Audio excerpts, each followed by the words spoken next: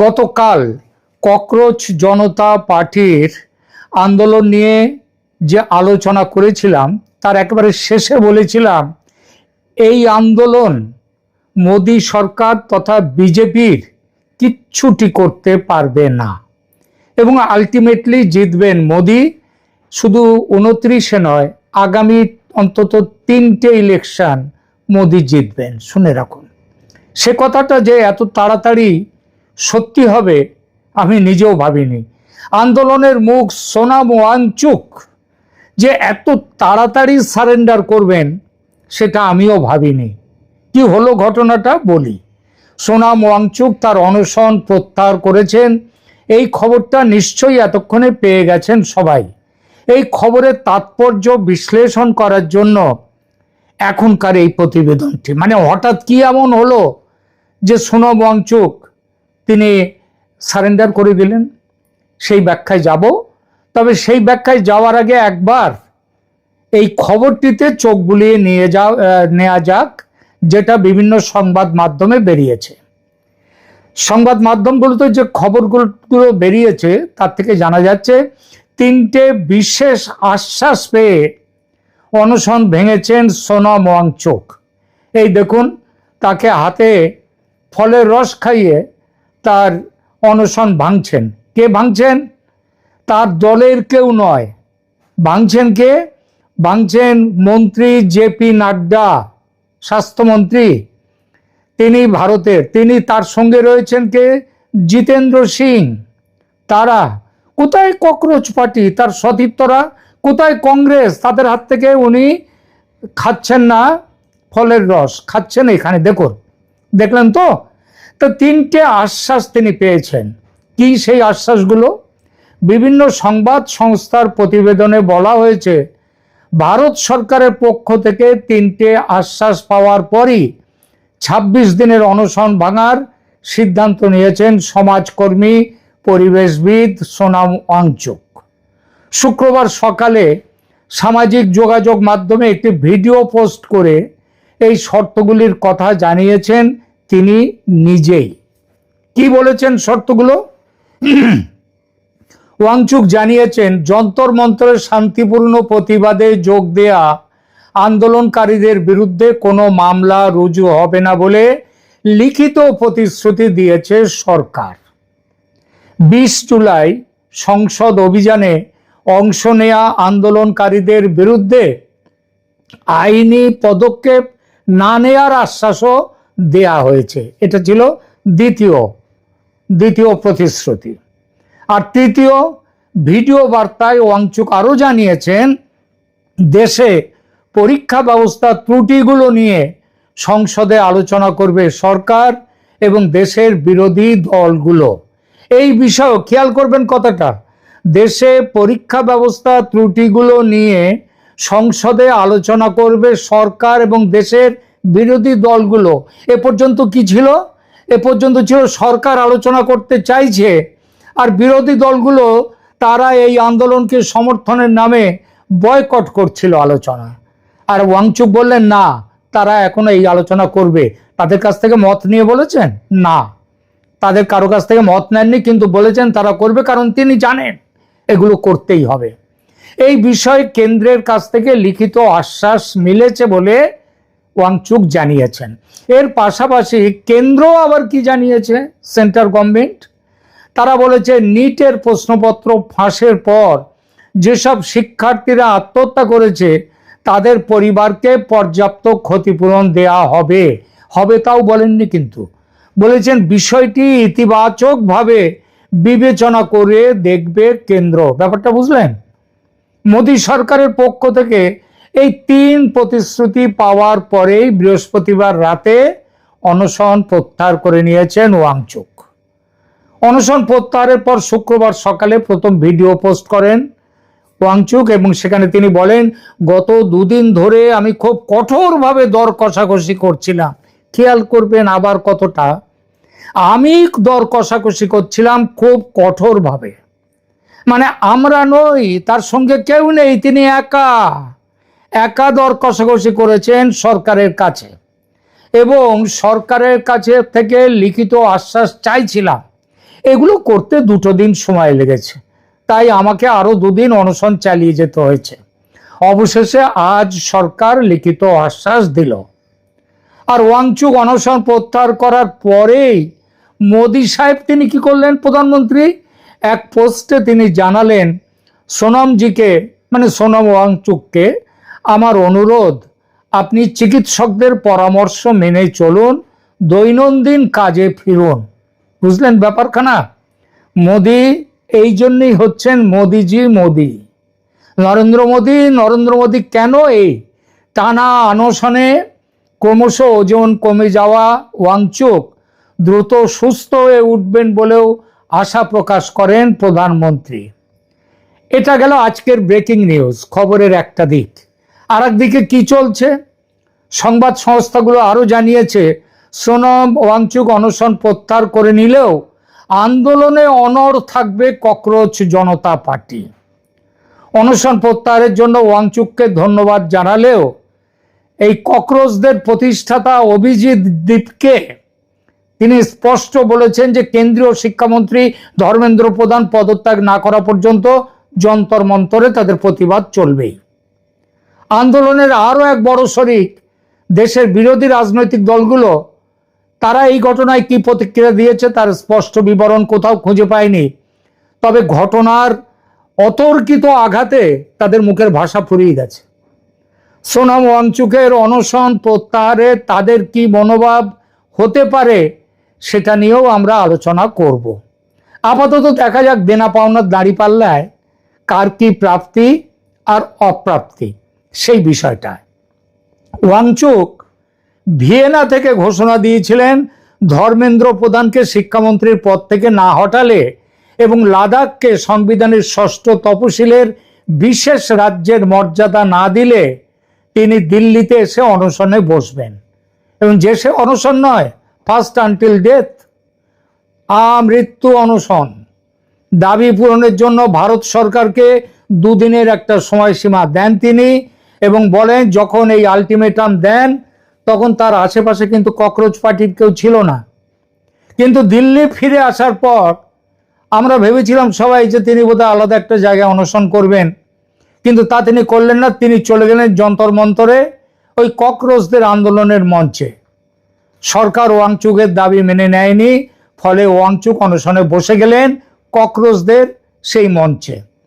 কিন্তু মুহূর্তে ককরোচদের যে আন্দোলন সেটা একেবারে বিশাল মোমেন্টাম পেয়ে গেল। 20 জুলাই থেকে আন্দোলনে যে হাজার হাজার মানুষ এসে যোগ দিচ্ছেন, তার আগে সেখানে মাছি ওরা উঠতো, শুধু মাছি তাড়ানো যাওয়ার মতো করে লোক যেত। কিন্তু পরে এই যে হাজার হাজার লোক যাচ্ছে তার মূলে কিন্তু আছেন সোনম ওয়াংচুক, কারণ তার একটা আন্তর্জাতিক পরিচিতি আছে, তিনি অনশনে বসছেন। এবং সব থেকে বড় কথা, এই অভিজিৎ দীপকেরা তারা কিন্তু অনশনে তার সঙ্গে কেউ বসেনি, জানা বসো বাবা সোনম ওয়াংচুক একা একা বসো অনশনে, এবং বসার পরে যদি তুমি অনশনে দেহত্যাগ করো তাহলে আমরা একটা বড় একটা আন্দোলনের একটা লাশ পাবো। সুতরাং তারা সবাই এইবার লোকজনের খুব ভিড় হতে লাগলো।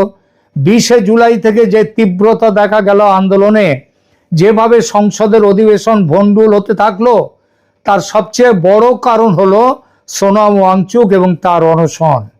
বিশ্ব রাজনীতির গতিপথ নিয়ে যারা চর্চা করেন তারা অনেকেই বলেছেন, মানে ভবিষ্যৎবাণী করেছেন যে এই আন্দোলন নরেন্দ্র মোদী সরকারের সবচেয়ে কঠিন চ্যালেঞ্জ। কারণ এই চ্যালেঞ্জ আসছে কোত্থেকে? ডিপ স্টেট থেকে, ভায়া কলম্বো, ঢাকা, কাঠমান্ডু হয়ে দিল্লি এসেছে। কিন্তু কি হয় সবাই যখন ভাবছে, তখনই আজ ভোরে ওয়াংচুক ঘোষণা করলেন তিনি অনশন প্রত্যাহার করলেন। কারণ সরকার প্রতিশ্রুতি দিয়েছে। সেই প্রতিশ্রুতিগুলো কি অনশন বসার সময় যে দাবি ছিল সেই ব্যাপারে? না, তার সাথে কোনো যোগ নেই। ধর্মেন্দ্র প্রধান পদত্যাগ করেননি এই দাবিটি, কিন্তু আমরা অনেকে আর একটা দাবির কথা ভুলে গেছি, সেটা নিয়ে আজকাল কথাই বলি না।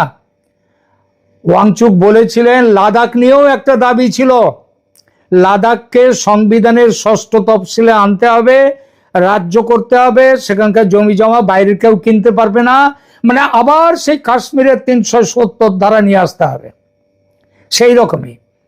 তাই কি ওয়াংচুক ক্ষুব্ধ হলেন যে ককরোচরা তার এই লাদাখ নিয়ে কোনো কথা বলছে না, তার জন্যে কংগ্রেসের ওপরে ক্ষুব্ধ হলেন ওয়াংচুক? থাক সে কথা। আমরা ফিরি নিট কেলেঙ্কারির শিক্ষামন্ত্রী ধর্মেন্দ্র প্রধানকে নিয়ে। সোনাম আর সরকারের সমঝোতায় এই দাবির কিন্তু কোনো উল্লেখ নেই। পেলেন কি কোনো উল্লেখ? তিনি কি বলা হয়েছে সরকারের থেকে ধর্মেন্দ্র প্রধানকে তাকে মন্ত্রিসভা থেকে সরানো হবে? কিচ্ছু বলা হয়নি। দেখুন, রাজনীতির একটা বড় শিক্ষা আছে। আন্দোলন শুরু করা যত কঠিন, আন্দোলন শেষ করা তার থেকে কঠিন। কারণ আন্দোলন যখন শুরু হয় তখন মানুষের আবেগ তাকে এগিয়ে নিয়ে যায়, কিন্তু আন্দোলন যখন দীর্ঘস্থায়ী হয় তখন সেখানে ঢুকে পড়ে নানা স্বার্থ, নানা কৌশল, নানা রাজনৈতিক হিসাব, ভয় চলে আসে ভেতরে। আজ ভারতের সাম্প্রতিক ছাত্র আন্দোলনের, এই ককরোচ আন্দোলনের ঠিক সেই জায়গাতে দাঁড়িয়ে আছি আমরা। সোনাম ওয়াংচুক অনশন ভেঙেছেন সরকারের সঙ্গে টানা আলোচনার পর, এবং অনশন ভাঙার সময় তিনি একটি অত্যন্ত তাৎপর্যপূর্ণ কথা বলেছেন। দেশের স্বার্থে এবং যাতে আর হিংসা না বাড়ে সেই কারণেই তিনি এই সিদ্ধান্ত নিয়েছেন। তাহলে কি আমরা এটা বলতে পারি যে হিংসা বাড়ছে দেখেই তিনি পিছিয়ে এলেন? এই একটি বাক্যই সম্ভবত গোটা আন্দোলনের ভবিষ্যৎ রাজনীতির সবচেয়ে গুরুত্বপূর্ণ সূত্র। আজ আমরা কারো জয় পরাজয় বিচার করব না, আজ আমরা বোঝার চেষ্টা করব, এক, কেন এই কথাগুলো বললেন সোনাম ওয়াংচুক?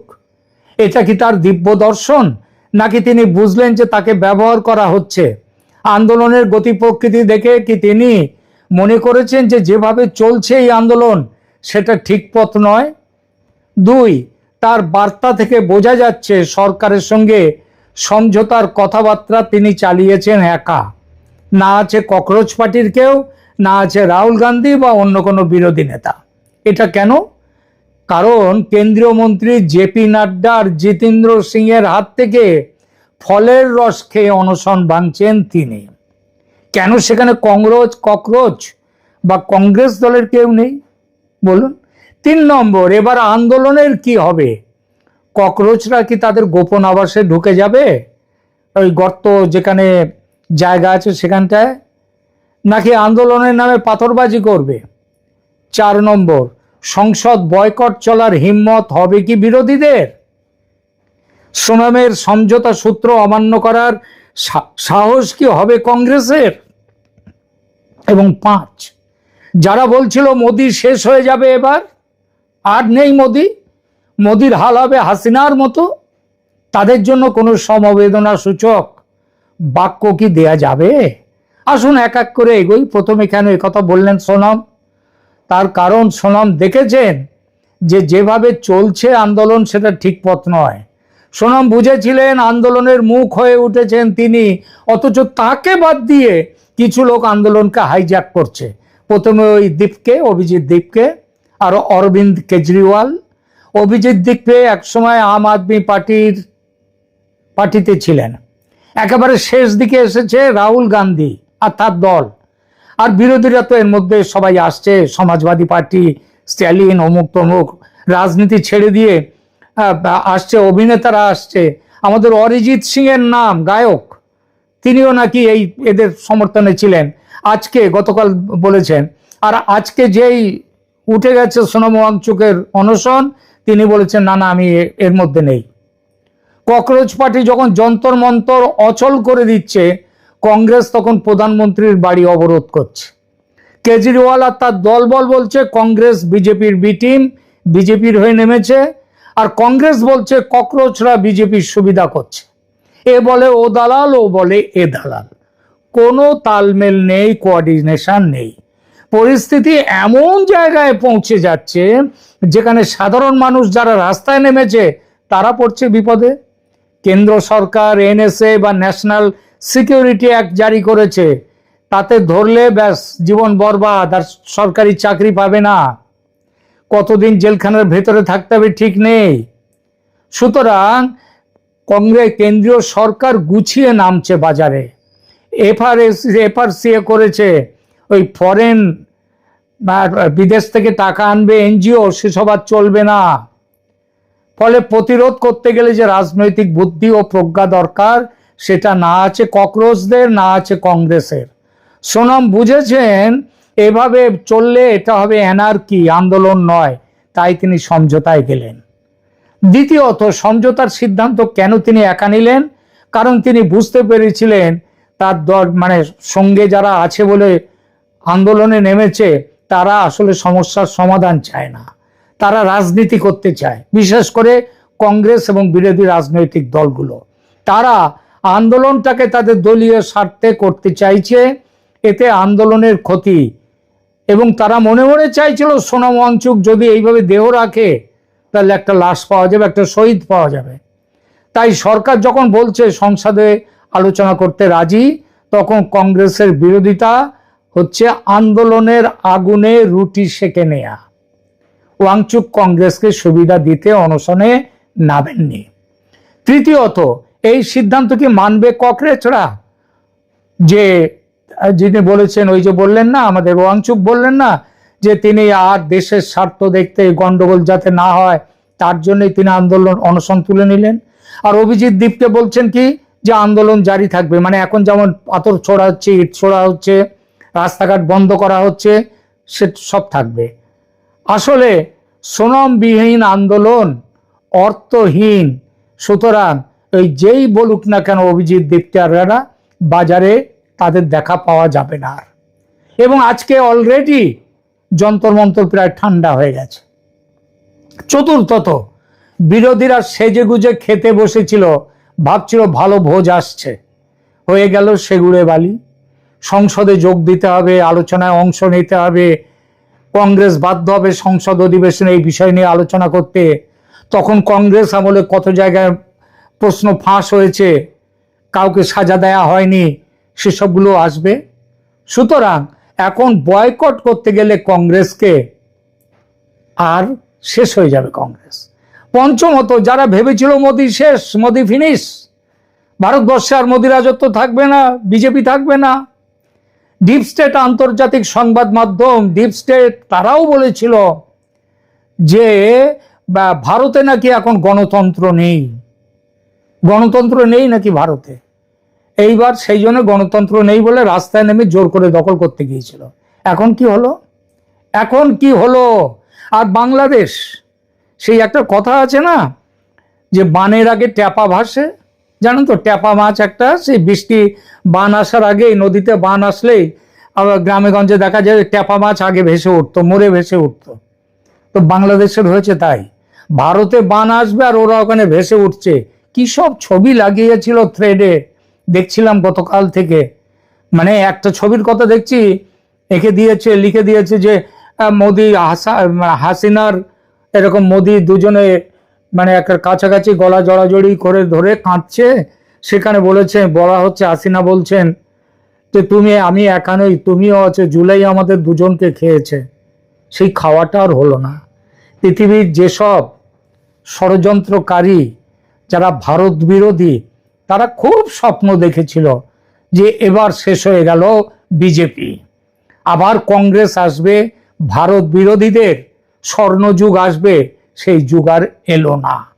আমি গতকালই বলেছিলাম মোদিকে হটানো যাবে না এইসব আন্দোলন করে, তাই হলো। তবে আবার বলছি, এত তাড়াতাড়ি যে হবে সেটা কিন্তু আমিও বুঝতে পারিনি যে এক দুদিনের মধ্যে ফিনিশ হয়ে যাবে, আন্দোলন শেষ। এখন দেখা যাক আগামী দিনে বিজেপি আরো কতটা এগিয়ে চলে। আর পশ্চিমবাংলা, এখানে তো ডবল ইঞ্জিন সরকার এসেছে, যেভাবে চলছে এই সরকার, বাংলাদেশের ভাইরা এইবার আবার নতুন করে কাঁদতে শেখো। ওই যে দুদিন ধরে খুব আনন্দ করলে ককরোচ আন্দোলন নিয়ে, এবার কান্নাকাটি করো একটু। ধন্যবাদ।